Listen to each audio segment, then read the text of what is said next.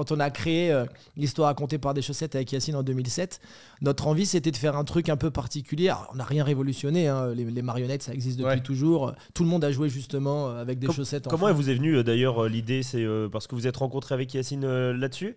Alors, on s'est pas rencontré là-dessus avec Yacine, on s'est rencontré par le biais du cadre du Jamel Comedy Club à l'époque. Qui nous a tous fait connaître médiatiquement en 2006. Mais c'est vrai qu'on s'est très vite entendu dans la vie déjà, dès le départ. On avait des tas de références communes et des délires communs, on va dire.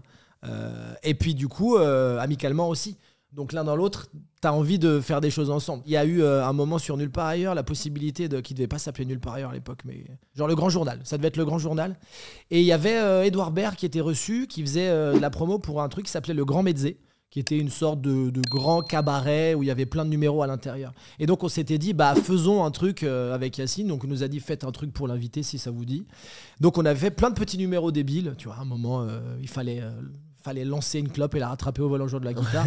Et on a fait un mini-sketch à l'intérieur de 2 chaussettes qui se parlaient, avec Jésus et Judas. Et ça a été l'ancêtre de ça. On s'est dit, tiens, c'est marrant. Le fait d'avoir dans l'inconscient collectif des gens cette idée de marionnette ou de chaussettes, ça va faire que potentiellement ça peut parler à tout le monde. Et l'histoire, c'est un tronc commun qu'on a tous, parce que ça fait partie de l'humanité et qu'on a tous des réminiscences au moins du collège ou du lycée où on a appris des choses. Et c'est un terrain sur lequel vous pouvez décliner à l'infini en fait. Ouais, c'est l'idée, parce que le but était de parler de l'histoire dans ses travers en général. Donc ça peut être soit des grandes inventions, soit des moments marquants, soit même du coup par la suite parler de grands événements qui ont pu marquer la pop culture. On a fait l'invention des Pokémon ou des Simpsons, donc ça nous donne un spectre assez large pour faire tout ça. Et donc on s'est dit ouais, c'est marrant, faisons-le. Nous ça nous faisait rigoler. On a fait 6 épisodes en autoprod avec des contacts qu'avait Yacine à l'époque, des gens avec qui il avait travaillé, donc Nadia Raymond et François Adnaud qui faisaient les décors et les chaussettes. Et donc on a balancé ça sur YouTube, et en 2007 on a eu un retour très rapide qui étaient des scores phénoménaux pour l'époque, qui sont complètement ridicules aujourd'hui. Dailymotion ou... YouTube. Okay. YouTube 2007, c'était le début de YouTube. Hein.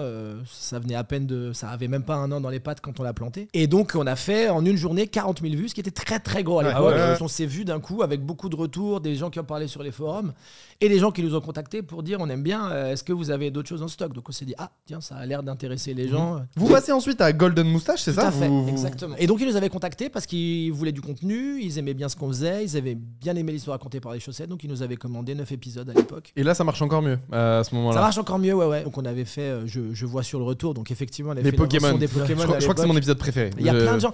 Et ben c'est très marrant, si tu veux, on en parle. Et sur tous les épisodes qu'on avait sortis à l'époque, donc il n'y en avait pas non plus 20 000 quoi, mais ça devait être peut-être notre, je sais pas, 12e ou 13e épisode sorti. C'est le seul où au moment de la mise en ligne, une demi-heure avant, on était là, bon bah voilà. Des fois, il y en a des moins bien que d'autres. Bah, c'est tombé sur celui-là. C'est vrai. Il est cool, mais il est, je sais pas, on l'aime un peu moins que les autres. Mais bon, tant pis. On a tout faux, comme souvent. Hein. C'est-à-dire que c'est les gens ont dit c'est le mieux de tout. Et on a dit bon bah d'accord. Moi, il y en a un que t'affectionnes énormément. Oui, il y en a plusieurs que t'as des enfants. Il y a toujours des parents qui diront non, on les aime pareil. Les parents mentent, hein, ils ont toujours un enfant préféré. Donc oui, il y en a qu'on affectionne plus que d'autres. Moi, je suis très fan de la création du temps, enfin la création de la seconde, l'unité de temps, qui était dans les pilotes, qui était très très absurde, très Monty Python un peu dans l'esprit, et je l'aime beaucoup. Et j'aime beaucoup l'invention de la télécommande aussi. En fait, il lui montre comment utiliser la télécommande en mettant des grands coups dedans. Et t'as vraiment 1 minute de l'autre qui lui dit la 2, tac, la 5, tac, la 6, la 4, la 2, et ça dure très longtemps. Ça me fait beaucoup rire. Mais moi, ça m'étonne à quel point l'humour tient bien encore, alors que ça a 10 ans, et je suis désolé de dire les choses comme ça, mais... Tu peux même dire ça a 16 ans. Hein. C'est fou parce que sur Internet, l'humour vieillit assez mal. Et ça, c'est vraiment intemporel. Je pense que c'est le format, c'est votre humour, c'est votre écriture, c'est la DA, etc. Tout ça fait que, en fait, ça passe super bien l'épreuve du temps. Bah c'est gentil. Bah écoute, je sais pas, on a jamais calculé les choses, c'est-à-dire que effectivement, même quand on revoit les pilotes, ça a une singularité visuelle par la force des choses, même si tu sens que effectivement entre-temps, on a gagné un peu plus. Ouais. En gamme, on a gagné aussi en possibilité de production, donc la qualité s'en ressent, la qualité de la malgré matière. tout, ça a de la gueule, quoi, en fait. Mais oui, en tout cas, ça ressemble pas à grand-chose. Quand je dis ça ressemble pas à grand-chose, c'est ça ressemble pas à grand-chose d'autre qu'on a l'habitude de voir. Parce qu'on s'est jamais dit, on n'a jamais pensé, quel que soit le média d'ailleurs, hein, en termes de cible ou en termes de qu'est-ce qu'on pourrait faire qui ferait que les gens ils auraient envie de le voir et de le partager. On a d'abord fait les choses parce que ça nous faisait rigoler, Yacine et moi. Et c'est peut-être ça qui fait que derrière, on a réussi à fédérer de manière assez large, toute proportion gardée. C'est que peut-être des gens s'y sont retrouvés et que ça a une singularité particulière qui fait que soit t'aimes beaucoup, soit tu t'en fous, mais que ça laisse pas indifférent. Ouais, Quand je dis tu t'en fous, c'est tu passes à côté. Mais ça laisse pas indifférent parce qu'il y a des gens qui doivent trouver ça profondément nul ou pas marrant. Mais il n'y a pas de tu regardes et tu dis ouais, enfin bon, ça ressemble à 1000 trucs que j'ai déjà vus, quoi. C'est très bizarre. Et bizarre, ça nous définit bien avec Yacine. Donc. Et donc, mais ce qui est drôle, c'est que ça marche autant sur les enfants que sur les adultes. T'as plusieurs niveaux de lecture. Et ça, je trouve que ça fait en sorte qu'il y ait une œuvre qui continue à perdurer aussi dans le temps. C'est d'avoir plusieurs niveaux de lecture sur un projet. Sûrement. Et donc, la suite, c'est crowdfunding, ouais. CNC. Ouais. Et tout fonctionne à chaque fois, vous arrivez à trouver les sous pour continuer à produire. Ça marche bien. En fait, j'avais pour les 10 ans du programme, je tannais un peu Yacine en disant ce serait bien qu'on en refasse, Les gens continuaient de nous en parler dans la rue régulièrement, donc on était là. Bon, il y a plein de gens qui ont l'air de bien aimer. 10 ans, allez, c'est rigolo, on le refait. Et en fait, la possibilité la moins risquée, c'était de faire un crowdfunding, justement, un financement participatif, parce que soit par rapport à ce qu'on voulait, on avait très bien montré ce dont on avait besoin en matière financière. Donc soit on arrivait à réunir la somme et on faisait les épisodes, soit on n'y arrivait pas, mais du coup rien ne se perdait. Donc c'est vraiment du win-win. Donc on a eu la chance de pouvoir aussi à nouveau boucler le financement participatif. Et on a pris un coup de boost il y a un peu moins d'1 an, parce qu'à un moment je regardais un peu les stats sur YouTube, j'étais là, tiens c'est marrant, il y a un épisode qui... Enfin on gagnait plein d'abonnés et plein de vues sur les épisodes, mais massivement, j'étais là, c'est bizarre. Dont l'épisode Hitler, la comédie musicale. J'étais là, tiens, c'est marrant. C'est un des premiers qui apparaît d'ailleurs aujourd'hui sur YouTube. Parce qu'il a 1,7 million par rapport à la chaîne, donc c'est celui qui a pris le plus de vues. Mais en fait, le délire, c'est qu'il y a des collégiens et des lycéens qui l'ont partagé sur TikTok en tapant des délires. Ah, ça, c'est moi en cours d'allemand. Et tout cumulé actuellement, j'ai vu ça l'autre jour. Tous les extraits cumulés de l'épisode en intégralité ou par extrait font qu'il y a plus de 15 à 16 millions de vues sur YouTube.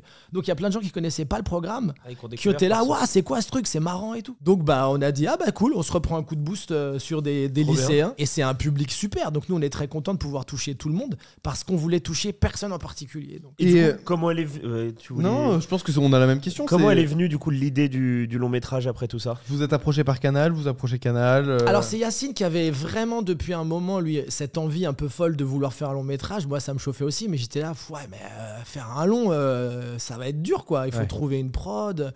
Et en fait c'est lui à un moment qui a monté sa production aussi, qui est allé au charbon, qui a essayé un peu de trouver des contacts, qui a réussi à avoir justement cette entrevue avec pas mal de productions et donc qui est Bonne Pioche Production. Ils ont beaucoup aimé ce qu'on fait, ils étaient très motivés pour essayer justement de faire ce long métrage. Donc par ce biais-là, on a réussi ensuite à pouvoir avoir le contact de Canal+, mais qui nous connaissait aussi, c'est-à-dire que Manu Cohen-Scali, la personne dédiée chez Comédie et chez Canal+ Comédie justement à ce genre de contenu-là, nous connaissait à travers notre travail de stand-up et de ce qu'on avait fait depuis 15 ans maintenant. Un peu plus de 15 ans. Donc le contact s'est fait et ils étaient motivés. Et donc après, du coup, on a eu cette possibilité effectivement de pouvoir se retrouver sur Canal+. Donc on était très très contents. Et on est super contents d'avoir réussi à passer à ce format long qui est un truc qu'on avait envie de faire et qui est intéressant pour nous parce que c'est-à-dire que c'est un film qui peut être considéré comme un film à sketch quelque part parce qu'il y a une arche narrative qui fait en sorte de relier tous les événements qui se passent à l'intérieur. Ça peut être vu aussi de manière segmentée à travers 25 parties qui racontent des moments historiques ou des événements marquants de l'histoire. Et donc là, c'est Canal+ qui a vu un intérêt aussi à cette... C'est un double intérêt, effectivement. Voilà. Pour que tu puisses les couper et les... Exactement, c'est-à-dire qu'eux le diffusent soit en segmenté, soit en unitaire. Ouais, j'ai vu sur MyCanal, t'as les deux versions qui existent. Ouais. Mais la version film, elle est cool, quoi. En fait, elle se tient bien. Ouais, nous, on voulait aussi, justement, pas faire en sorte que ça soit... qu'on ait cette sensation juste de compilation, sans qu'il y ait vraiment de véritable autre intérêt. Voilà. On a vraiment voulu qu'il y ait une véritable arche narrative, d'où cette idée de personnage qu'est le temps.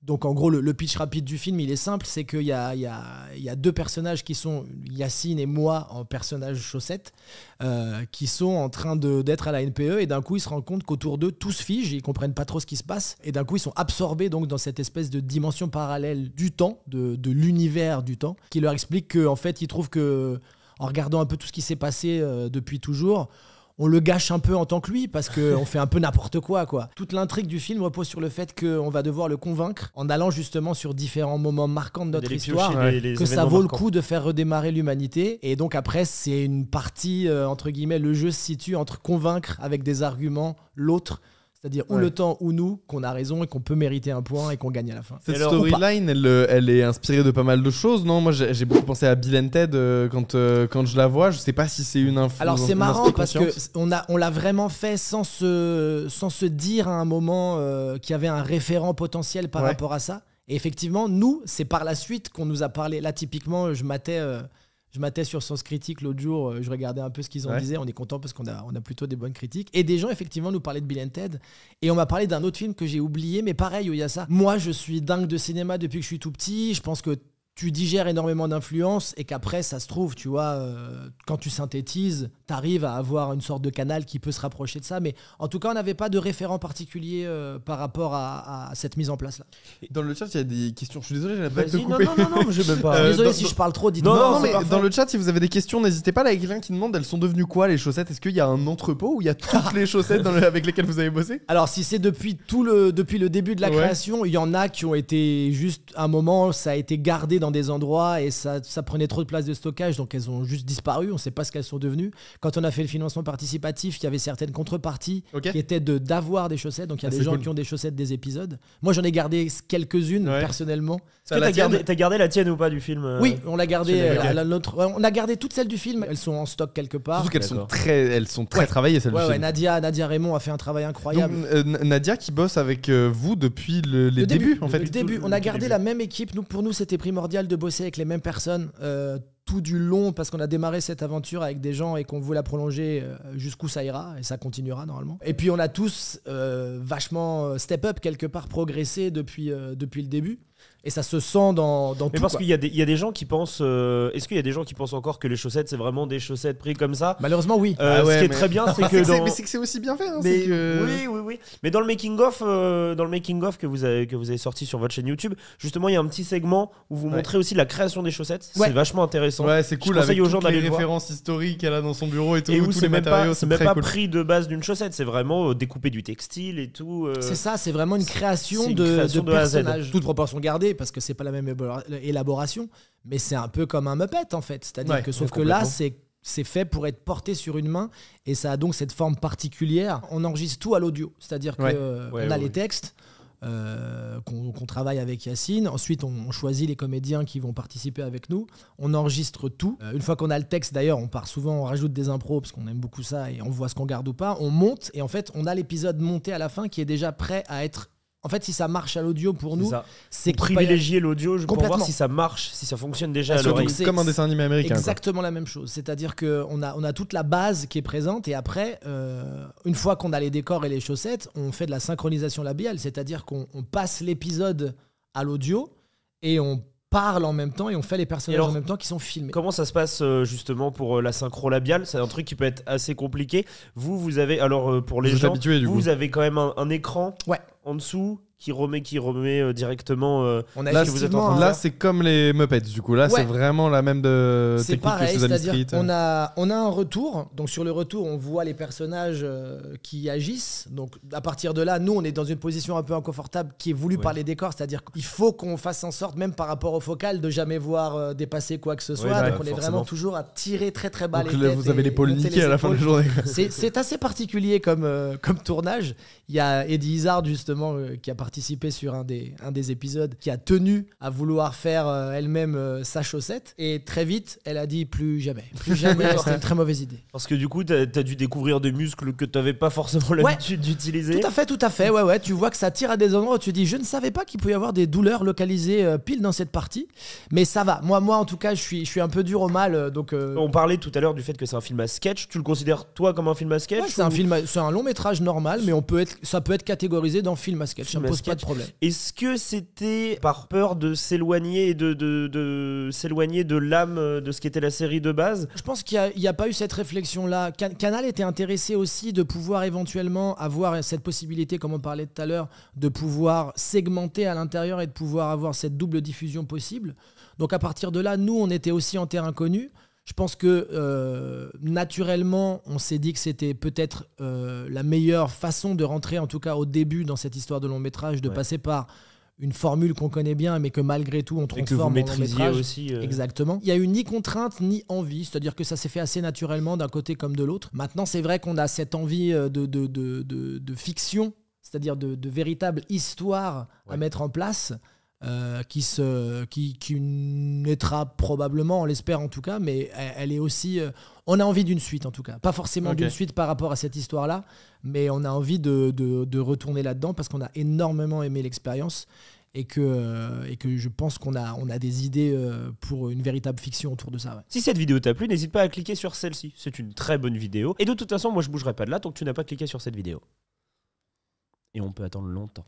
J'ai toute la journée.